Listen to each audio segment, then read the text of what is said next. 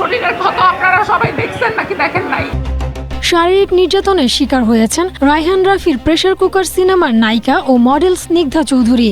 এ ঘটনায় রোববার রাজধানীর খিলক্ষেত থানায় অভিযুক্তদের বিরুদ্ধে মামলা দায়ের করেন তিনি। জানা গেছে, বিজ্ঞাপনের চুক্তির প্রলোভন দেখিয়ে হাসপাতালে ডেকে নিয়ে শারীরিক নির্যাতন করা হয়েছে তাকে।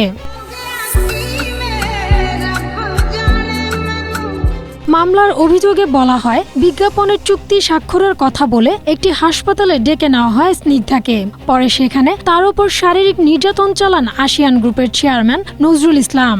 অভিনেত্রীর ভাষ্য, তাকে জেবা তাকিয়া নামের অন্য এক নারী মনে করে মারধর করেছেন তিনি। এ সময় তার সঙ্গে ছিলেন ইমন নামের এক ব্যক্তি। সামনে ইমন বসা, এই পাশে আমি বসা।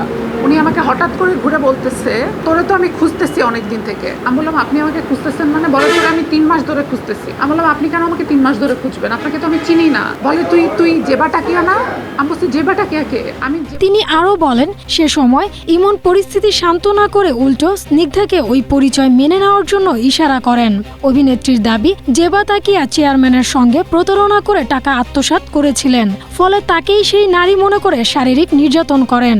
জেবা টাকিয়া 1.5 বছর তার সাথে সম্পর্ক করে তার থেকে 1.5 কোটি টাকা নিছে। উনি জেবা টাকিয়ার প্রেমে পাগল ছিল। এরপরে জেবা টাকিয়ার স্বামী যখন বিদেশ থেকে আসছে, জেবা টাকিয়া তখন সব কন্ট্যাক্ট বন্ধ করে দিচ্ছে। এই যে আসিয়ান নজরুল, সে আমাকে জেবা টাকিয়া ভাবতেছে, মানে সে এমন একটা লোক, সে কালকে আপনাকে চিনলে আজকে আপনাকে চিনবে না, এই টাইপের। ইমনকে ঘর থেকে বের করে দিল, যে ইমন তুই বের হয়ে যা। আমাকে বলল, তুমি ওই সোফায় যেয়ে বসো। আমি বসলাম, যে ভাবলাম যে হয়তো কথা বলবে।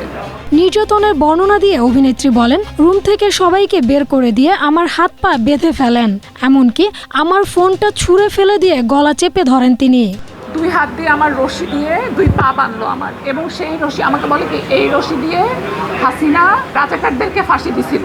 তারেক রহমান এসে আমার পায়ের কাছে পড়ে থাকে, হাসিনা আমার পায়ের কাছে পড়ে থাকে, সালাউদ্দিন আমার পায়ের কাছে পড়ে থাকে। তোর মতো মাইয়া মরলে আমার কিচ্ছু যায় আসে না, আমি প্রতিদিন মাটি চাপা দিয়ে রাখি। আমি শুধু বলছি, আপনার নিজের ঘরেও মেয়ে আছে, এতটা নির্দয় হয়েন না। পুলিশ অভিযোগ তদন্ত করে প্রয়োজনীয় আইনগত ব্যবস্থা নেবেন বলে জানিয়েছেন। একটা বাই রিটার্ন কমপ্লেন পেয়েছি, সেই কমপ্লেনের ভিত্তিতে এজাহার হিসাবে আমরা এটা মামলা রেকর্ড করব, এবং রেকর্ড করার পরে হয়তো আমরা আইনগত ব্যবস্থা নেব। প্রাথমিক তদন্ত এখনো হয়নি, মাত্র এজাহার পেয়েছি আমি। এ ঘটনায় ব্যক্তিগত জীবনে নেতিবাচক প্রভাব পড়তে পারে এমন আশঙ্কায় প্রথমে আইনি পদক্ষেপ না নিলেও পরে খিলক্ষেত থানায় মামলা করেন স্নিগ্ধা। তবে এখনও মামলার বিষয়ে অভিযুক্তদের কোনো বক্তব্য পাওয়া যায়নি।